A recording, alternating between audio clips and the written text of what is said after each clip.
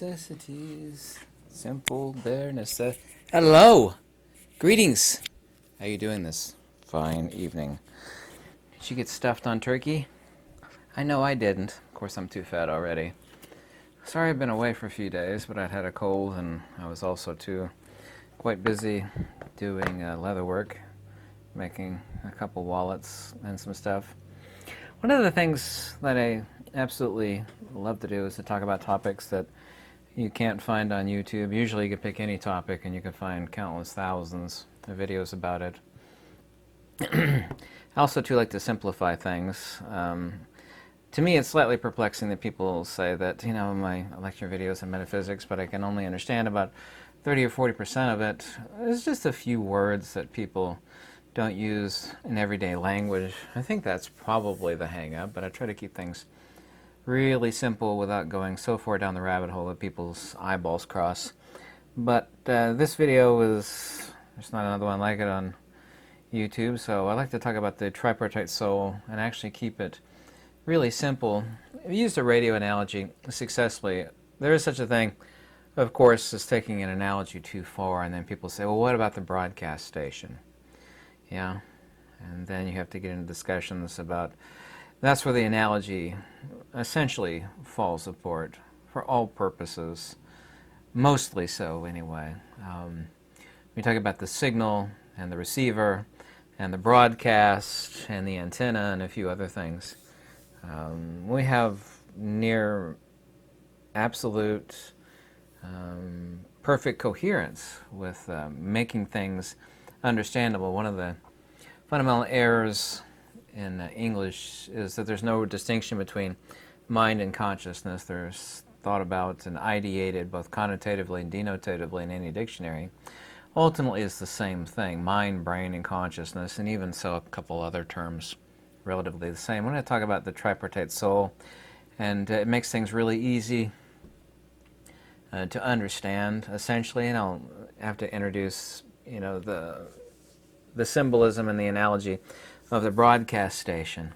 It's like, well, who flipped the switch to broadcast it? And then, of course, you have to introduce God. And I'm actually talking about monistic metaphysics vis-a-vis the Greeks and ancient India. Of course, India didn't exist back then. Gautama's people, by the way, were the Scythians, or Sakya. Sakyamuni wasn't a name, it meant Scythian sage. Anyway, the tripartite soul, we're talking about principle, attribute, and consubstantiality. And fundamentally, we must have a legend within our mind. A legend is that little thing. People don't use maps anymore. A legend in the bottom of a paper map, for example, like wavy lines means water.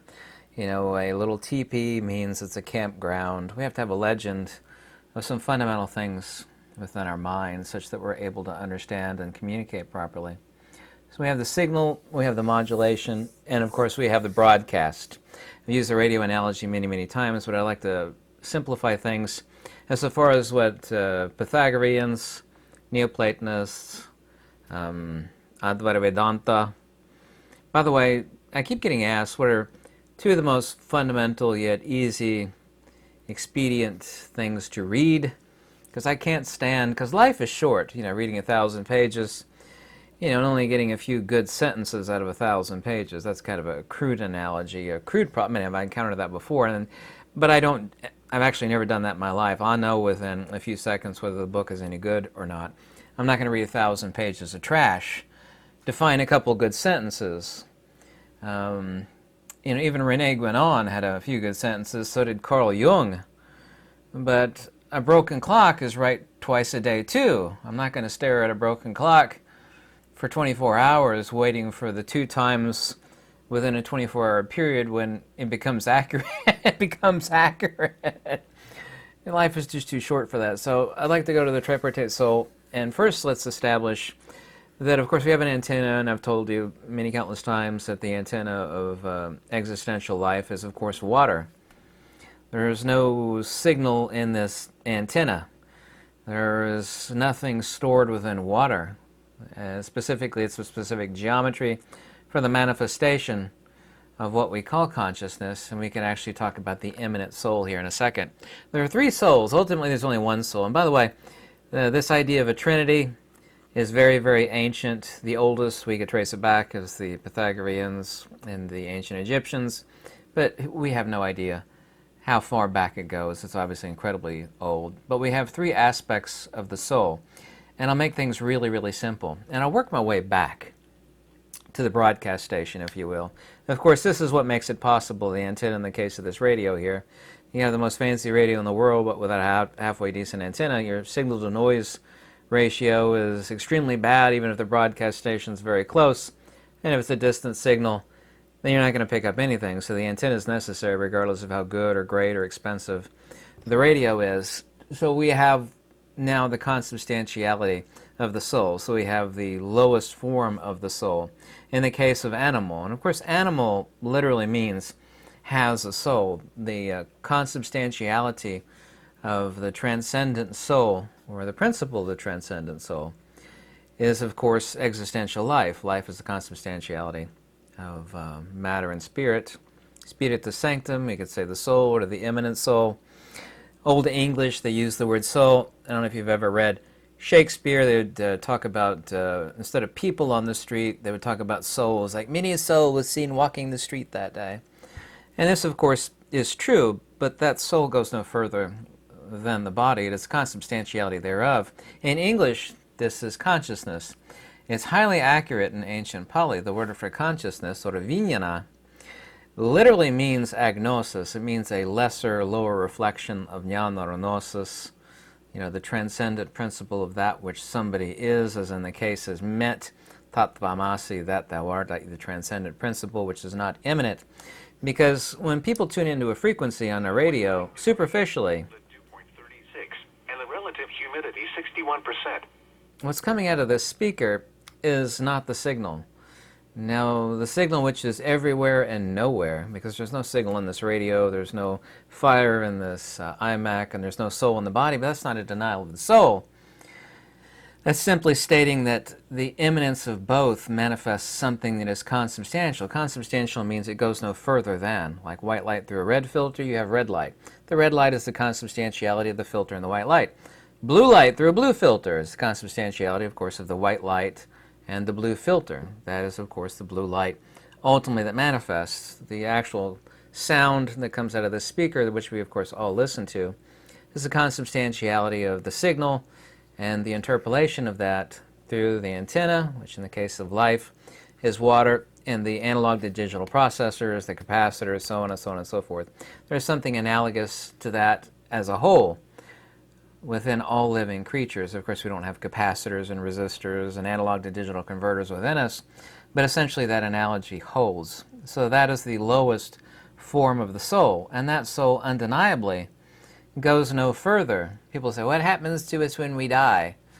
And I say, what makes you think you are that which dies? The consubstantiality of spirit and matter manifesting as this immanent soul, i.e. Bob, Sue, Larry, so on and so forth, goes no further than that. So when death occurs, which is the breakup between spirit and matter, i.e. life, and of course the manifestation of the consciousness thereof, which is the consubstantiality, just like the blue light, just like the red light through the red filter, the consubstantiality of the white light and the blue filter, the white light and the red filter, doesn't go any further than that at the time of death. So that, of course, is the lowest form of the soul. Ultimately, we must think in terms of the principle, the attribute, and the consubstantiality.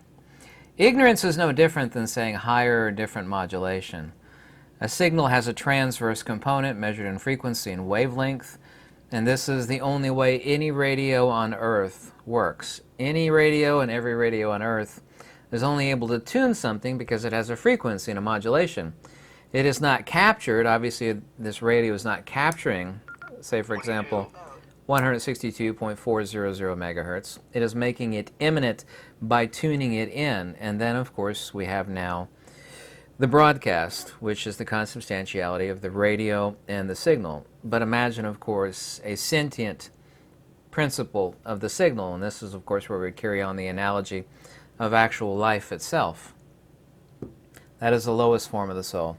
We have monad, mind, magnitude, matter, and man, or ontos. We have a trinity in both the Fibonacci sequence, the ancient Pythagoreans, and the ancient Egyptians. which is perfectly analogous to the tripartite soul. I'm not saying there's three different types of soul. I'm saying there's three different attributional states. Kind of like water, right? We have ice, water, and steam. Human beings, of course, love to pigeonhole things. Ice would just be a cold field modality of water, would it not? We have this tripartite soul also. The principle, the attribute, the manifestation of the consubstantiality between the first two, the monad, mind, magnitude, and matter, which of course is mass. Interestingly enough, of course, all mass and matter, which then begets time. When this is present, that is present. We have immanence, the consubstantiality of both of these manifests as ontos, or being, i.e. the lower soul. So I think I've fully explained the lower soul now. So, and of course embodiment means both suffering and the antinomies of suffering and time. When this is present, that is present. That's an ancient statement from both the Nikayas, Advaita Vedanta, and the Upanishads. The seed of everything, of course, is agnosis. Agnosis is what? Well, it conventionally means ignorance, but we're not talking about terrestrial ignorance vis-a-vis an ignorant human being. We're talking about the transcendent principle that is the uncaused cause of embodiment. One does not know that which they truly are, truly is. I shouldn't say are, excuse me, I'll edit that out of this video. This is what happens when you think about 10 things at once. Ultimately, we have, of course, the essence of the soul, the attribute of the soul, and of course the principle and the extrinsic attribute, i.e. avidya, which makes manifest due to the modulation. This is perturbation. Bhavnirodhana bandham, the subjugation of becoming. Becoming is no different, a fancy metaphysical term for referring to modulation. Yoga, i.e. the fruit of yoga, which of course is ultimately liberation. Yoga chitta vritti nirodha. Chitta translates as mind, but it should be spirit more accurately to make things clear in people's head, because in English, mind and consciousness kind of mean the same thing. However, the ancient Greeks and Indians did not make any such error. Yoga chitta vritti nirodha. In other words, the fruit of yoga, i.e. liberation, is chitta vritti, which means spirit perturbation. Now, perturbation, as far as I know, is no different than speaking about modulation. All right? Yoga, the fruit of yoga, the culmination of yoga, ultimately, i.e. liberation, or vimukta, or mukti, doesn't matter if it's Sanskrit or Pali, is yoga chitta, is chitta vritti nirodha, the subjugation or ending of frequency, of modulation. That modulation, of course, is the extrinsic attribute of that which is the principle, the modulation of what? Modulation whereby which things can be manifest. No antenna and no radio on Earth can tune in a signal that doesn't have modulation. It is complete antithesis of the very definition of the term signal. So we have this tripartite soul. We have, of course, the essence, which would be the broadcast station, but then the analogy breaks down. The analogy is really, really, really good in making it clear into people's heads until you get to the broadcast station. Well, who's controlling the broadcast station? Where is the broadcast station? Then, of course, the analogy falls apart, i.e. the very principle of that, i.e. the energy, the transcendent subject with a capital S, has meaning tattvamasi, i.e. the culmination of wisdom, the absolute principle without modulation, the essence of principle. Now, of course, any frequency, frequency, of course, visible light, radio, gamma, X-ray, all of that is EMR. They have completely different attributional natures because of their frequency, but ultimately they are not all energy, are they not? Well, yes, they are. Interestingly enough, no branch of science has ever defined the term energy, and they've never defined the term field. Isn't that interesting how that works? They've never defined the term energy. I know some of you might want to disagree with me, but I'm 100% right. I'm 1,000% right, by the way. No branch of science has ever defined the term energy. So without modulation, we're talking about something that cannot be tuned. This would be the transcendent principle. That would be the highest, or the utmost, or anuttara in ancient Pali, unexcelled or transcendent principle of that which somebody is ultimately, which of course would be that essence. That second soul, which is not a second soul, is referring to that essence, that being which is under the state of modulation.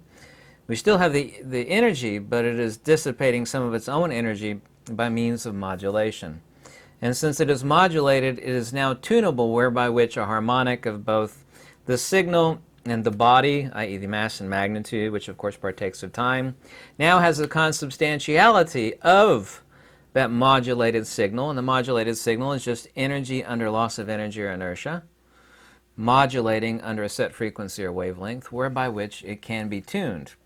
Instead of this type of radio, we're talking about a meat sack radio, right? Made out of mostly water, carbon, and some other minerals, which is of course what all life is as we know it. Yeah, consubstantiality of both of those is this immanent soul, but there's no fireplace in this screen, there's no little people in the TV set, there's no soul in any body, but that's not a denial of the soul, nor is it a denial of people, of course. What is immanent is ultimately transcendent. So the tripartite soul is really simple. You can't take the analogy too far in the case of the radio vis-a-vis the broadcast station, but we can just say energy. Energy with modulation is the secondary soul of the tripartite soul. But we're only referring to the modulation of the attribute. The attribute is the modulation. The same thing as light. The only reason why light manifests at all is because there is a loss of energy or inertia which has itself under modulation, and then we have the attribute, which is illumination, no different than magnetism relative to dielectricity. The immanence of both of these, of course, is the manifestation and the consubstantiality of that which we call life, which is this consubstantial conglomeration of both spirit and matter, which we call life. The immanent soul, Bob, Sue, Larry. But it goes no further than that, because the blue light goes no further than the filter. You know, you can't take the filter, the blue filter or the red filter away and still have the blue light. It goes no further than that. Bob, Sue, or Larry, i.e. the immanent soul, would be no different than the blue light or the red light. It's the consubstantiality of the white light and the blue filter or the white light and the red filter. It goes no further than that. It's like, where does Bob, Sue, and Larry go after death? Well, where does the blue light or the red light go under the destruction of the blue filter or the red filter, or the removal of the blue filter or the red filter? Anyway, this is the principle which many people would read thousands of books, literally, to have a fundamental, simplex understanding of the tripartite soul of both ancient Pythagoreanism and Advaita Vedanta, the principal Upanishad, even the Vedas and the Nikayas, on and on and on. And it's really that simple. There's obviously not three souls, but we have the principle, you could say energy, the transcendent absolute, as in Tattvamasi. The modulated soul, i.e. the extrinsic attribute, because it is under modulation, which is no different than saying avidya. Avidya relative to the transcendent self, which of course makes it tunable, makes it under the capacity to become, and must necessitatively become, immanent. And the immanence thereof is the consubstantiality of that modulated signal and the body, which we call life. So this is the fundamental secret of the tripartite soul. There's obviously not three souls, but we have the principle, the modulated attribute relative to the principle, and then we have the immanent soul, which is the consubstantiality of matter and spirit, no different than the broadcast. Because what comes out of the speaker, what comes out of the speaker is not the signal, is the consubstantiality of the signal and the processing of that signal by this radio. And that broadcast, i.e. that which comes out of the speaker, goes no further than this radio. I smash the radio, I break it, it's over with. But that's the broadcast. That is not the signal. Nor is it the removal of the modulation of the signal. The modulation, i.e. the second soul, if you will, not that there is a second soul, is transcendent to and pre-extant to that broadcast. I hope I've made things really, really simple. I've actually taken something that has taken countless masters, thousands and thousands of pages to try to explain. I stuck it in basically a 20-minute video. I hope it was clear. I tried to make it really simple and clear. Hope you like these videos. If you ever want to contact me, my contact email is in the description below. Any donations always warmly welcome. I hope you all had a happy Thanksgiving. Excuse me, I'm still recovering from a cold. Mostly better. Thank you. Lux Veritas.